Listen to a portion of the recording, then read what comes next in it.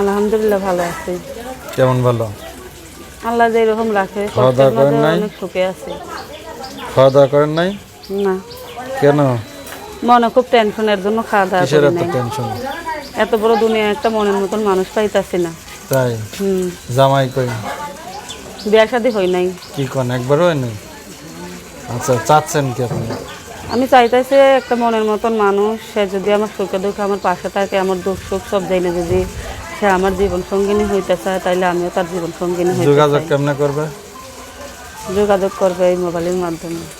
নম্বর বলতে পারবেন? না, আপনি একটু নাম্বারটা বলে দেন। 01925 84 13 71। 01925 84 13 71। এটা হলো নাম্বার। আর কিছু বলার আছে?